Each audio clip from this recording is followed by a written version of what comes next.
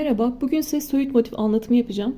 Öncesinde bu anlatımı yapmıştım. Onunla beraber söğüt hırka yaptık, söğüt motifli önlük süveter yaptık. Orada size anlattığım motif bu şekildeydi. Ben 7 sıra şeklinde örüyorum, üzerine trabzan geçmiyorum. Benim elim zaten gevşek, hırkalarda, yeleklerde kullandığım zaman 14-15 santimlik bir tane motif oluyor elimde ve beden ayarlamasında zorlanıyorum. Bu şekilde 7 sıralı yaptığımda 13-13,5 santimlik bir motif elde ediyorum ve yeleklerde, hırkalarda beden ayarlamasını daha kolay yapabiliyorum. Orada yorumlarda geldiğinde de açıklamaya çalışıyorum. Motifi büyütmek isteyenler yine buradaki gibi bir sıra ikili trabzan geçecekler. Köşeye 2 tane ikili trabzan, araya 2 zincir ve 2 tane ikili trabzan yapacaklar. Eli sıkı gelenler olabilir, angora ipler kullananlar olabilir, diva ipler kullananlar olabilir. Yani ipleri daha ince olabilir. O yüzden motif ölçünüz küçük olabilir ve büyütmek isteyebilirsiniz. O zaman da bir sıra ikili trabzan geçiyorsunuz. Eli sıkı olanlar için ya da motifini büyütmek isteyenler için bugün de size 8 sıralı şeklinde anlatacağım. Normalde 2,75 milimle ördüğümde 7 sırada 13-13,5 santime ulaşıyorum. Burada yine 2,75 kullandım. Burada da 2,5 milim kullandım. Üsttekinde 2,5 milim kullandım. Alttakinde 2,75 milim kullandım. Yani tığ numaramızla oynayarak motifin büyüklüğünü küçüklüğünü ayarlayabiliriz. Burada yaklaşık yarım milim daha küçük bir motif görüyorsunuz. 2,75 milimle ördüğüm motif 14,5 santim. 2,5 ile ördüğüm motif 14 santim. 7 sıralı ördüğümde de 13-13,5 santime ulaşıyorum. Yine size anlatacağım motifte 2,5 milimini anlatacağım. Alize Cotton Gold'un 67 numara mum ışığı rengini kullanıyorum. Genelde hırkalarda bu renk daha güzel yakışıyor. Söğüt hırkayı ve önlük süveteri anlattım, söylemiştim. Size bir tane fotoğraf paylaşacağım. Oradaki hırkayı ben YouTube açmadan önce Instagram'da böyle Reels kısmında paylaşmıştım. Söğüt hırkayı anlatmıştım ama orada boyunu kısaltarak yine aynı hırkaya ulaşabilirsiniz. Ama yine de siz bana anlatın, o kısa şekilde de yapalım beraber derseniz yorumlara yazın lütfen. Ben bunlardan o kısa hırkayı yapacak kadar motif çıkartayım, sonrasında hırkayı yine beraber oluşturalım. Hırkayı yapın derseniz ben yine motiflerimi hazırlar, sizin için örgülerimi örmeye devam ederim. Sizin istediğiniz örgülere göre devam ediyorum çünkü biliyorsunuz. Artık motifimize geçebiliriz. Alize Cotton Gold 67 numara kullandığımı söylemiştim. 2,5 milimle devam edeceğim. Siz elinizin sıkılığına, gevşekliğine göre 2 milimden 3 milime kadar kullanabilirsiniz. 3 milim geçtiğinizde artık motif çok büyük oluyor ve hırkalarda, yeleklerde kullanmakta zorlanıyoruz. O yüzden 3 milimi geçmemeye çalışın. Yine bu motifi de yeni başlayanlar rahatça anlayabilsin ve çevirilerde düzgün çevrilebilmesi için yavaş yavaş ve tek tek anlatacağım. Anlatım ise yavaş gelirse oynatma hızından hızlandırabilirsiniz. Yeni başlayanlar zincir çekmeyi bilmiyor olabilir, ikili trabzanı bilmiyor olabilir. O yüzden onlarla kendinizi bir tutmayın lütfen. 8 sıralı bir motif, birinci sırasıyla başlıyoruz. Birinci sırada sihirli halkanın içine 16 tane ikili trabzan yapacağız. Birinci sıraya sihirli halka yaparak başlıyorum. İpi aldım ve döndürdüm. İpi döndürdüm ve halka yaptım. Ben bu şekilde yapıyorum. Sizin bildiğiniz bir sihirli halka şekli varsa o şekilde devam edebilirsiniz. Yeni başlayanlar için en kolay yöntem bu olacaktır. İpi aldım ve döndürdüm. Birinci sıra için sihirli halkayı yaptım. 2,5 milim tığımı aldım ve halkaya giriyorum. İpi aldım ve 3 zincirle başlıyorum. 3 zincirde bir tane ikili trabzan kabul ediyorum. 1, 2, 3 zincir çektim. Bu 3 zincirden sonra halkanın içine 15 tane daha ikili trabzan yapacağım ve zincirle beraber 16'ya tamamlamış olacağım. İkili trabzan yapmak için tığın başına doladım, halkaya girdim, ipi aldım. Tığın üzerinde 3 ilmek var. İkisini birlikte alıyorum. İkili trabzan için tığın başına doladım, halkaya girdim, ipi aldım. Tığın üzerinde 3 ilmek var. İkisini birlikte ördüm. İkisini birlikte alıyorum. Birinci sırada 16 tane ikili trabzan yapmamız gerekiyor. En başta 3 tane zincir çekmiştik. Onda bir tane ikili trabzan kabul ediyoruz. 3 zincirden sonra halkanın içine 15 tane ikili trabzan yapıyoruz. Böylece toplam 16 tane ikili trabzan olmuş oluyor. İkili trabzan demek tığın üzerindeki 2 ilmeği birlikte almak demek. Yani 2 kere de çıkılan bir trabzan yapıyoruz.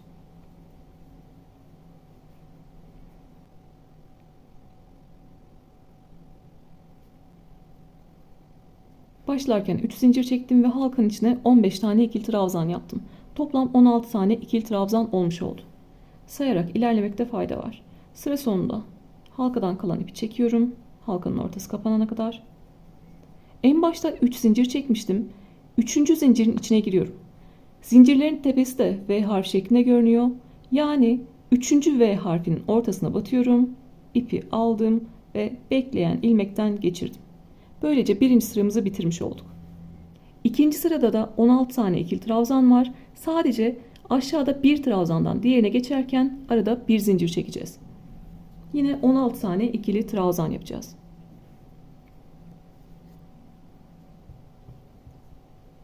Birinci sırayı 3. zincirin içine kaydırarak bitirdik.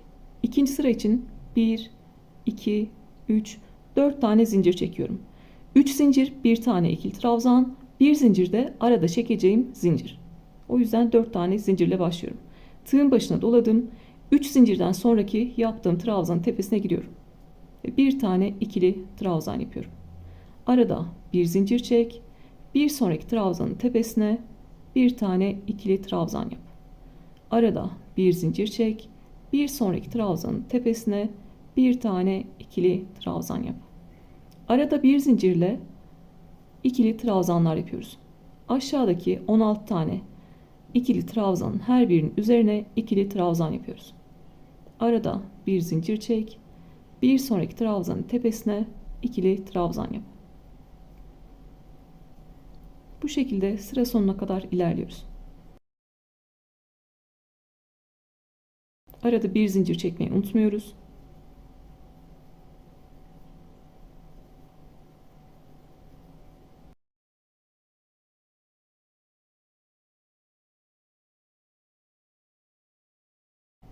Sıra sonuna kadar geldim. Yine saydım 16 tane ikili trabzan var. Her sırada sayarak ilerlemekte fayda var. Ben size göstermek için saymıyorum. Normalde de 70 tane de yapsam, 100 tane de yapsam motif yine sayarak ilerliyorum. Sonrasında sökmektense sayarak ilerlemekte fayda var. En son 16. ikili trabzanı da yaptım. Aradaki bir zincir çekiyorum. Burada kaydırma yapacağım yer buradaki boşluk. 4 zincir çekip bir sonraki ikili trabzan yapmıştık. İlk boşluğa giriyorum ve kaydırıyorum. Arada bir zincir çektim. Boşluğa girdim, ipi aldım ve ilmekten geçirdim. Bu şekilde ikinci sırayı da bitirmiş olduk. Her sırada trabzan tepelerini açarsanız örgünüzü de düzeltmiş olursunuz. Üçüncü sırada da ikili trabzanlar kullanacağız. Buradaki işimiz daha kolay. Her bir zincirlik yere 3 tane ikili trabzan yapacağız. Toplam 48 tane ikili trabzanımız olmuş olacak. Zaten boşluğa kaydırmıştık. Yine 1, 2, 3 zincir çekiyorum. Bunda bir tane ikili trabzan kabul ettim. Tığın başına doladım. Aynı yere 2 tane daha ikili trabzan yapıyorum. Böylece zincirle beraber 3 tane ikili trabzan olmuş oldu. Sonra arada zincir çekmiyorum. Bir sonraki bir zincirlik boşluğa 3 tane ikili trabzan yapıyorum. Bu sırada herhangi bir zincir çekmiyoruz. Boşluklara 3 tane ikili trabzan yapıyoruz.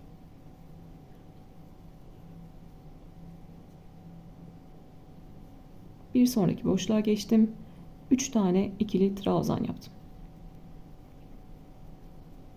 Aşağıda 16 tane ikili trabzan yaptıysanız doğru boşluk sayısına ulaşmış olursunuz ve burada da 48 tane ikili trabzan olmuş olur. Yanlış yaptıysanız bir alt sırada yanlışınız olabilir.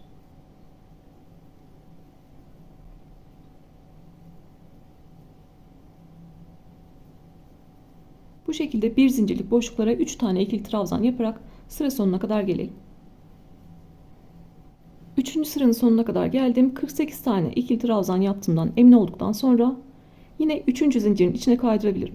En başta 3 zincir çekmiştik. 1, 2, 3.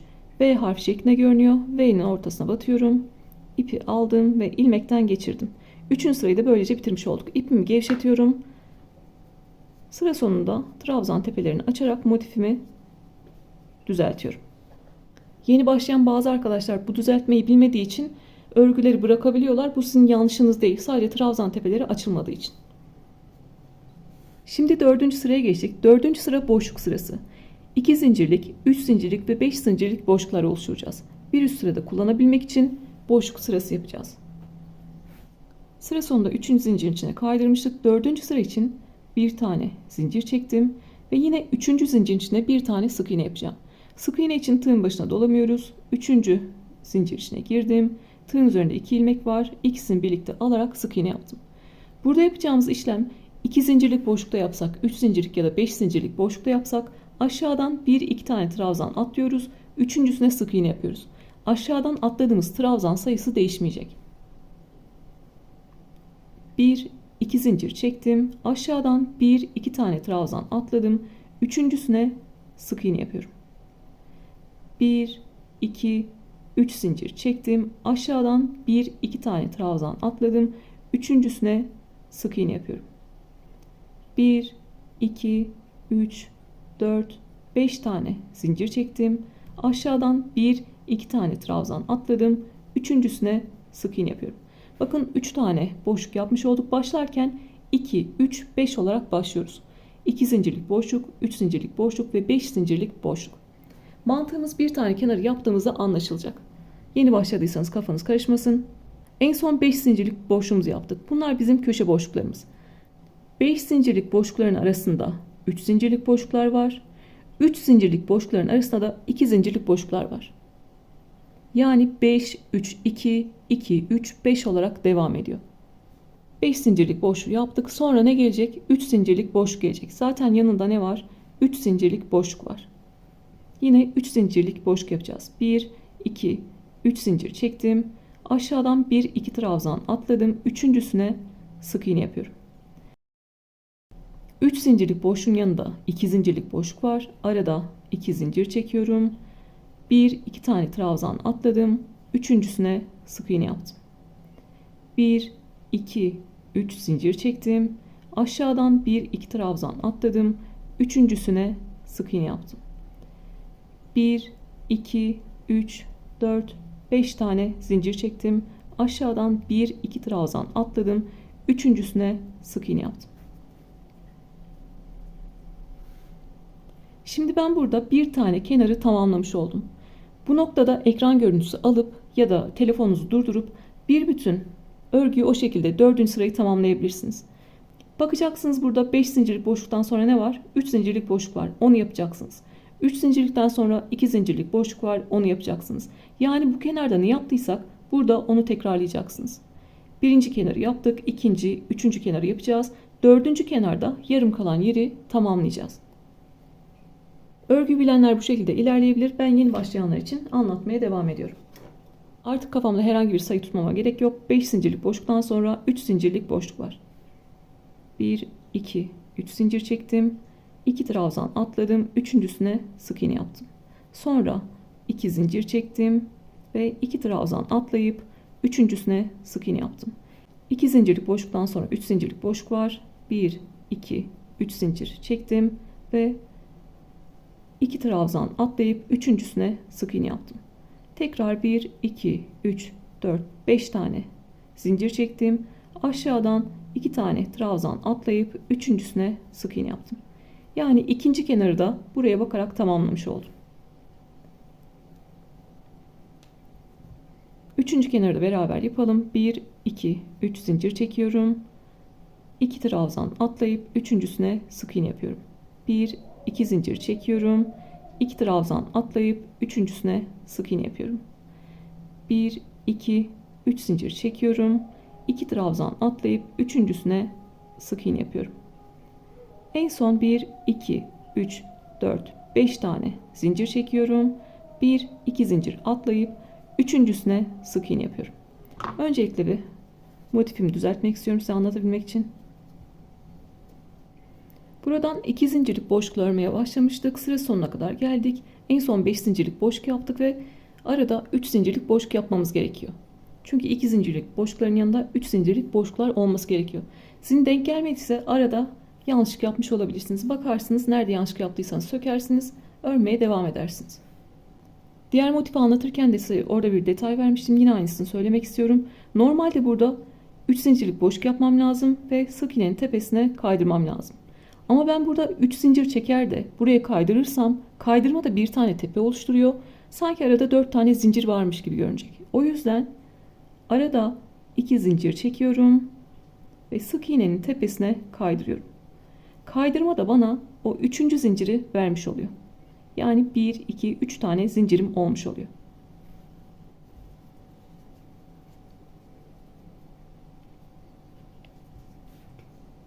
Dördüncü sırayı da bitirdik. Dördüncü sıranın sonunda da el ütüsüyle düzelttik. Ve artık 5. sıraya geçtik.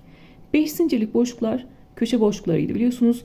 5 zincirlik boşluklara 5 tane ikili trabzan, araya 3 zincir ve 5 tane ikili trabzan yapacağız.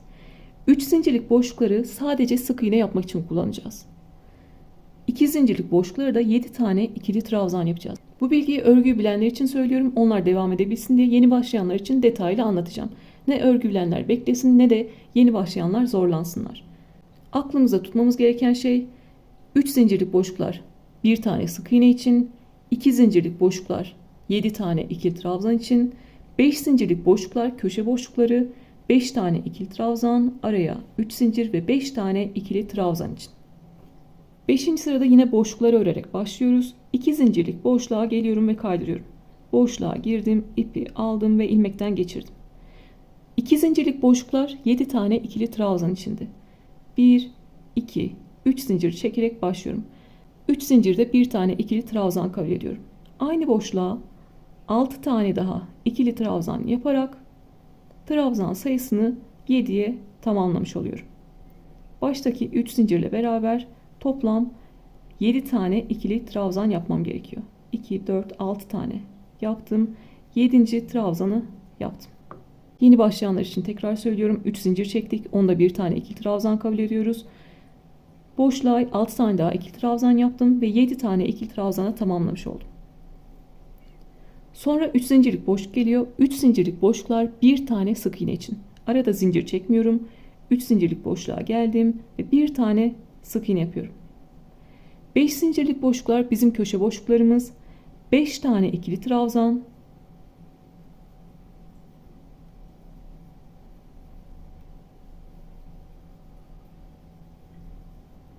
Arada 3 zincir ve aynı yere 5 tane ikili trabzan yapıyorum.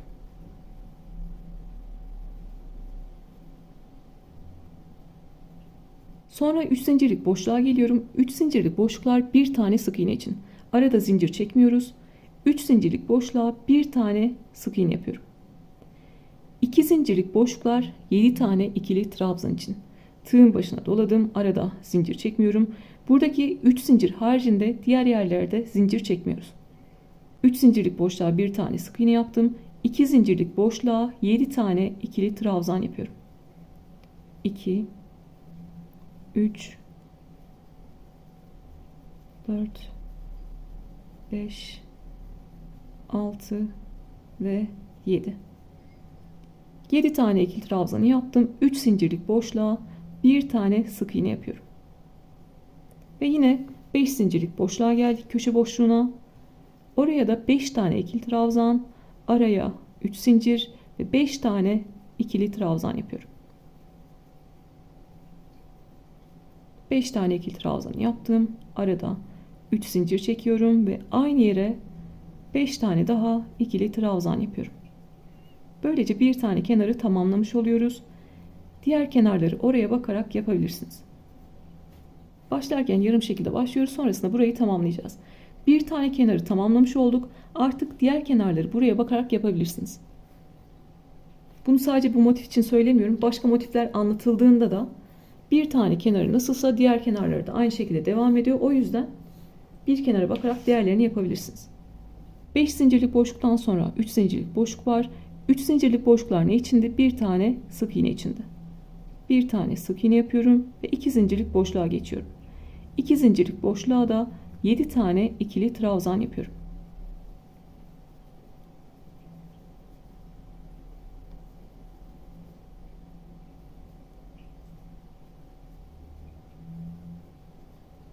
Yedi tane ikili trabzan yaptım. 3 zincirlik boşluğa bir tane sık iğne yapıyorum. Ve tekrar köşeyi yapıyorum. 5 zincirlik köşe boşluğuna 5 tane ikili trabzan.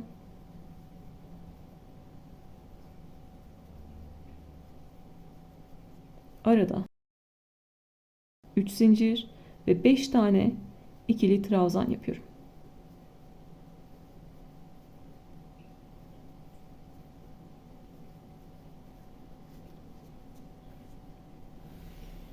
İkinci kenarı da aynı buradaki gibi tamamladım. Üçüncü kenarı da yapalım ve sıra sonunda bitişi beraber yapalım.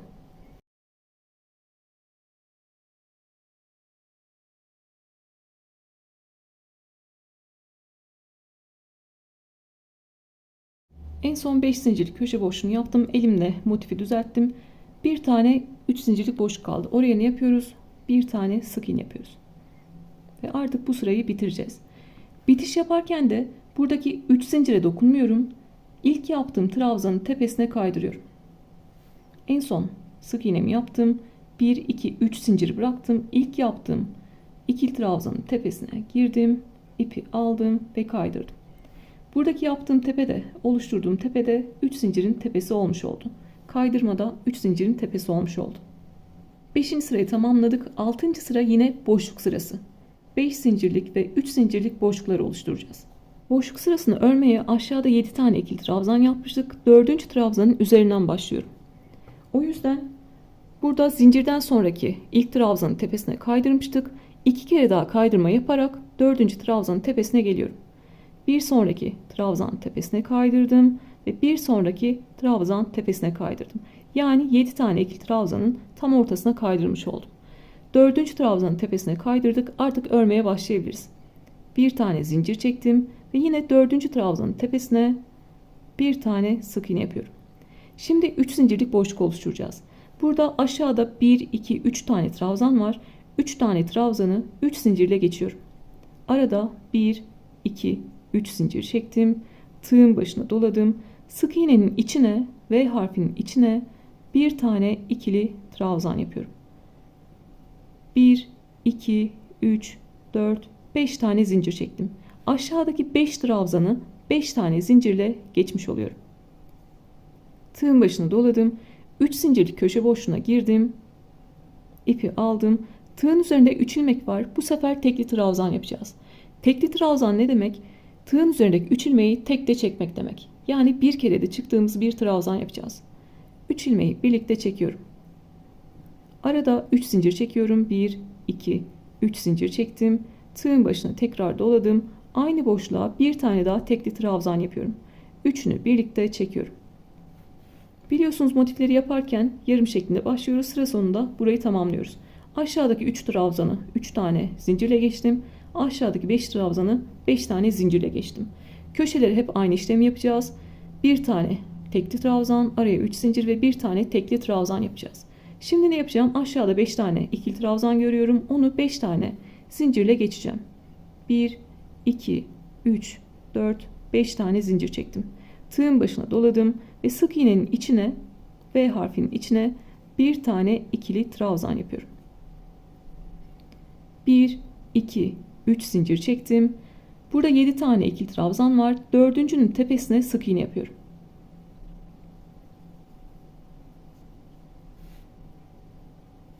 Tekrar 1, 2, 3 zincir çekiyorum. Tığın başına doladım. Sık iğnenin içine bir tane ikili trabzan yapıyorum. Burada 5 tane ikili trabzan var. Ne yapmam lazım o zaman? 1, 2, 3, 4, 5 tane zincir çekeceğim ve trabzanları geçeceğim. Tığın başına doladım. Köşe boşluklarına ne yapıyoruz? Bir tane tekli trabzan, araya 3 zincir ve bir tane tekli trabzan yapıyoruz. Yine bir tane kenarı tamamlamış olduk. Buradaki kenara bakarak diğer kenarları tamamlayabilirsiniz. Elimizle düzleştirelim. Artık yeni başlayanların da anladığını düşünüyorum. Böyle buraya bakarak diğer tarafları da yapabilirsiniz. Ben yine bir tane kenarı size göstereceğim. Sonra sıra sonuna kadar ilerleyeceğiz. Köşeyi yaptım. Aşağıda 5 tane ikili trabzan görünüyor. Demek ki 5 zincir çekmem gerekiyor. 5 tane zincir çektim. Sık iğnelerin içine ne yapacağız? İkili trabzan yapacağız. Tığın başına doladım. Sık iğnenin içine ikili trabzan yapıyorum. Arada 3 zincir çektim. 1, 2, 3 tane trabzan atladım. 4. trabzanın tepesine sık iğne yaptım. Yani tam ortadaki trabzanın tepesine sık iğne yaptım. 1, 2, 3 tane zincir çektim. Tığın başına doladım. Çünkü sık iğnelerin içine ikili trabzan yapıyoruz. Sık iğnenin içine battım ve bir tane ikili trabzan yaptım. Tekrar 1, 2, 3, 4, 5 zincir çektim. Tığın başına doladım, köşeyi yapıyorum. Bir tane tekli trabzan, araya 3 zincir ve bir tane tekli trabzan yapıyorum. Her seferinde de elimle düzeltiyorum. Bu şekilde iki tane kenarı tam şekilde ördük. Üçüncü kenarı da tam şekilde örelim ve dördüncü kenarda artık bitişimizi yapalım. Üçüncü kenarı da ördüm ve sıra sonuna kadar geldim. En son 5 zincirlik boşluk yaptım ve bir tane 3 zincirlik boşluğum kaldı. Ne yapacaktık? 3 zincir çekmeyeceğiz de 2 zincir çekeceğiz ve sık iğnenin tepesine kaydıracağız. Böylece kaydırma yaptığımız yerde bir tane zincir tepesi oluşturuyor ve toplam 3 tane zincir tepesi olmuş oluyor. Anladığınız üzere buradaki kaydırmalar bir tane fazladan tepe oluşturuyor. Belki buradaki sıralarda bu önemli olmayabilir ama son sırada mesela ben böyle bir işlem yapsaydım benim buradaki tepe sayım buradakinden fazla olacaktı. Bitiş yaptığım kenardaki tepe sayısı bir tane fazla olacaktı. Ve ben iki tane motifi karşılıklı birleştirirken eşit tepelere ulaşmamış olacaktım. O yüzden buradaki kaydırma noktası önemli. Özellikle son sıradaysak.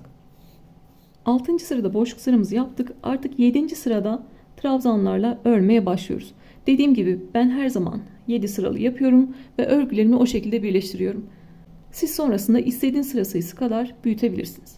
Yine örgü bilenler için söylüyorum. Burada yapacağımız işlem 3 zincirlik boşluklara, köşe boşluklarına 3 tane ikili trabzan, arada 2 zincir ve 3 tane ikili trabzan. Hırkalarda, yeleklerde kullanacaksanız son sıranız bittiğinizde köşelerde 2 tane zincir çekseniz sizin için birleştirmede daha kolay olacaktır. Diğerinde de yine yorum kısmına yazmıştım. Köşelerde 3 tane ikili trabzan, arada 2 zincir ve 3 tane ikili trabzan yapıyoruz. 5 zincirlik boşluklara 5 tane ikili trabzan yapıyoruz. 3 zincirlik boşluklara 4 tane ikili trabzan yapıyoruz. Boşlukları çalışacağımız için yine 3 zincirlik boşluğun içine girdim ve kaydırdım. 3 zincirlik boşluklar 4 tane ikili trabzan için. 1, 2, 3 zincirle başlıyorum. 3 zincirde bir tane ikili trabzan kabul ediyoruz. Tığın başına doladım. Aynı yere 3 tane daha ikili trabzan yapıyorum.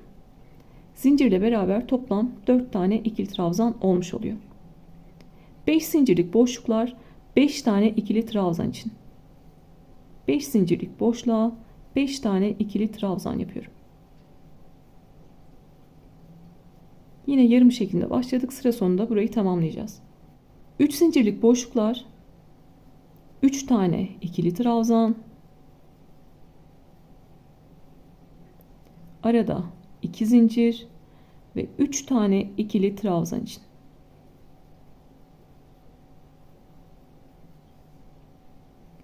Beş zincirlik boşluklar 5 tane ikili trabzan için. Köşe hariç herhangi bir yerde zincir çekmiyoruz.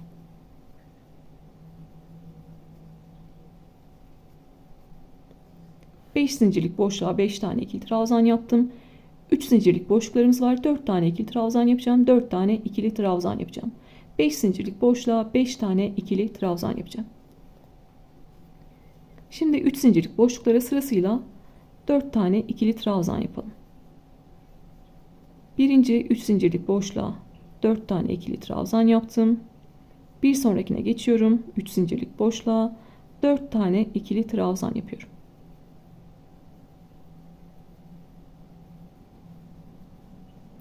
Üç zincirlik boşlukları 4'er tane ikili trabzanla geçtim. 5 zincirlik boşluğa 5 tane ikili trabzan yapıyorum.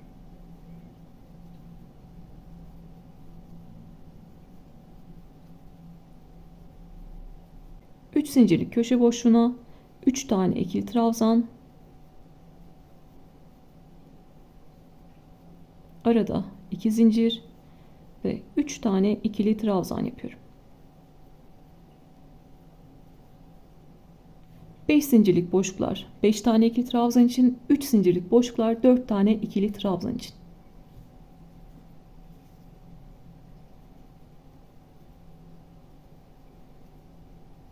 Beş zincirlik boşluğa 5 tane ikili trabzan yapıyorum.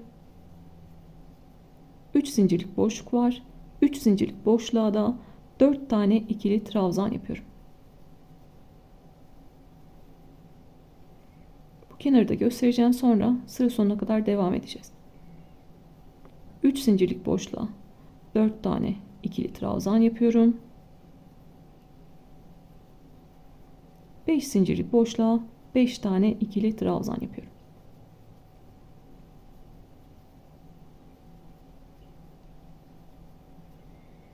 Üç zincirlik köşe boşluğuna geldik. Oraya ne yapıyoruz? 3 tane ikili trabzan, araya 2 zincir ve 3 tane ikili trabzan yapıyoruz. Arada 2 zincir ve 3 tane ikili trabzan yapıyoruz.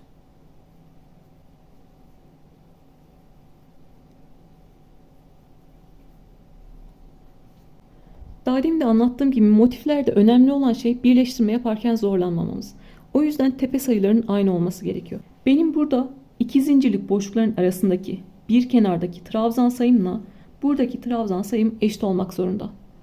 Burada 2 zincirlik boşlukların arasında 24 tane ikili trabzan var. Siz de sayarak ilerleyin yeni başladıysanız. Bir kenarda 24, bir kenarda 23 olmaması lazım. Şimdi artık sıra sonuna kadar gelelim. Sıra sonuna kadar geldim. En son 3 zincirlik boşluğa 4 tane ikili trabzan yaptım. Artık 3. zincirin içine kaydırarak bu sıramızı da bitiriyoruz. 1, 2, 3. zincirin içine girdim ve kaydırdım. Siz bir sıra daha örmek istemiyorsanız burada bekleyin, herhangi bir ipinizi falan da koparmayın. 8. sırada yaptığım gibi düzgün bir bitişle bitirebilirsiniz. Düzgün bitişle bir tane tepe oluşturuyoruz. Siz 7. sırada bitirmek istiyorsanız, bırakmak istiyorsanız benim gibi lütfen burada bekleyin. İpinizi kesmeyin. Bu sırada yapacağımız işlem aslında motifi büyütmek için bir işlem. Bunu istediğiniz kadar çoğaltabilirsiniz. Burada yapacağımız köşelere 2 tane ikili trabzan, araya 2 zincir, 2 tane ikili trabzan yapacağız. Aşağıdaki ikili trabzanların üzerine ikili trabzan yapacağız.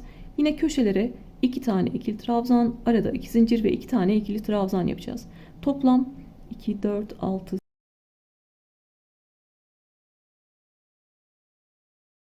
boşlukların arasında, köşe boşlukların arasında toplam 28 tane ikili trabzan var. Yine buradan yarım şekilde başlayacağız ve sıra sonunda orayı tamamlayacağız. Bir sırada da ikili trabzanlar öreceğiz. 1, 2, 3 zincir çekiyorum. 3 zincirde bir tane ikili trabzan kabul ediyorum. Tığın başına doladım. Aşağıdaki trabzanların her birinin üzerine bir tane ikili trabzan yapacağım. Sırasıyla trabzanların tepesine ikili trabzan yapıyorum. Köşedeki 2 zincirlik boşluğa kadar her bir trabzanın üzerine ikili trabzan yapıyorum.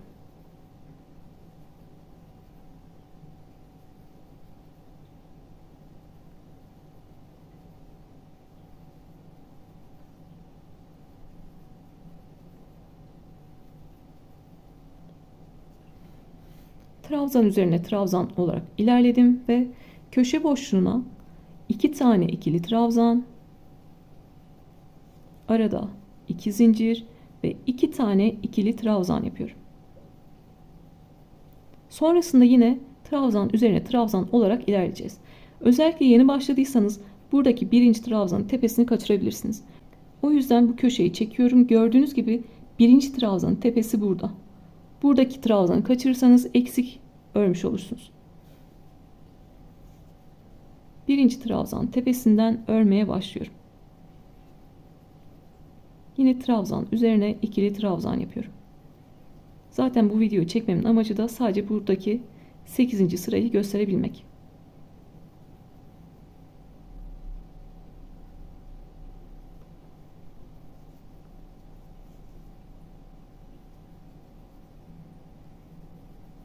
Köşeden sonra birinci trabzanın tepesinden örmeye başladım ve sırasıyla aşağıdaki trabzanların üzerine ikili trabzan yaptım.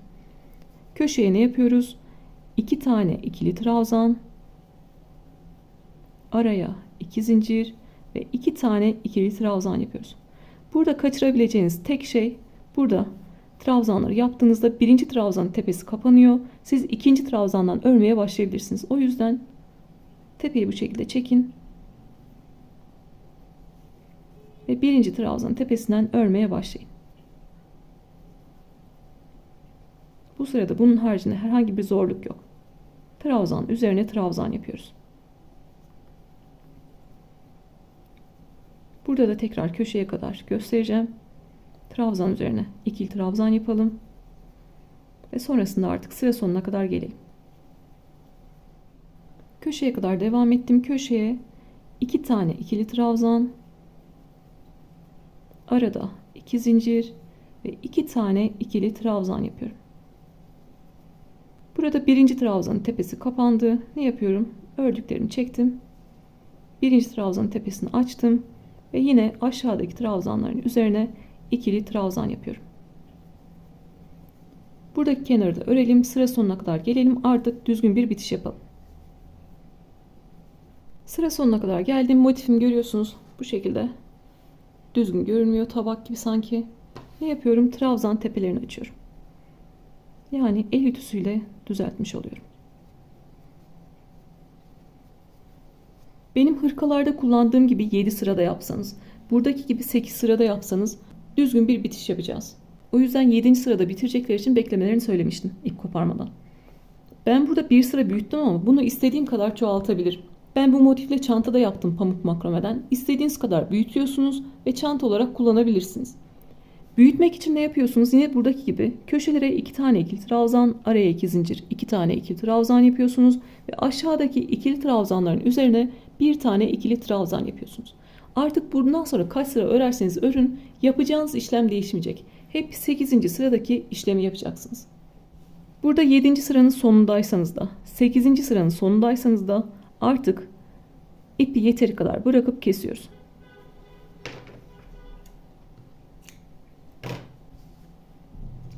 Milim bir tığ aldım daha kolay girip çıkabilmek için.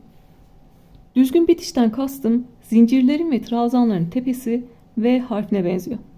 Tepelerin 2 tane kanadı var. Biri dış yüzünde, güzel yüzünde, biri iç yüzünde, arka tarafında. Biz bu tepeleri ve kanatları kullanarak bir tane daha trabzan tepesi oluşturacağız.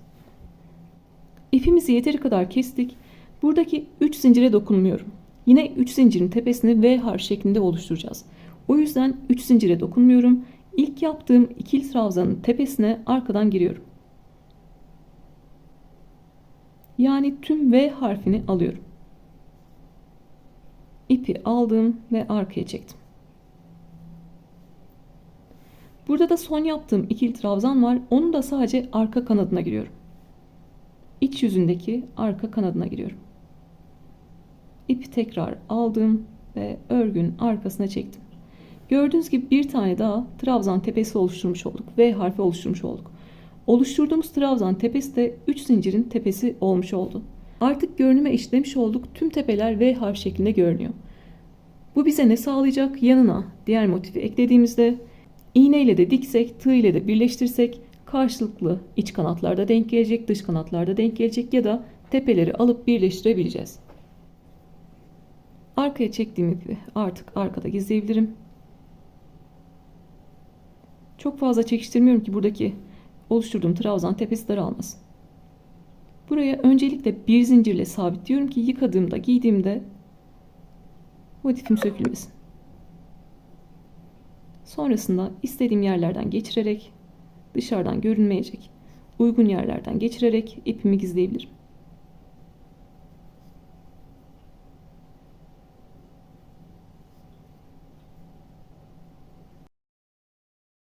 Yeteri kadar gizlediğimi düşündükten sonra motifi esnetiyorum ve ipi kesiyorum. Burada halkanın ortasındaki ip vardı. Onu da yine halkanın ortası kapanana kadar çekiyorum. Burada bir zincirle sabitliyorum ve ipi halkanın etrafından geçirerek gizliyorum.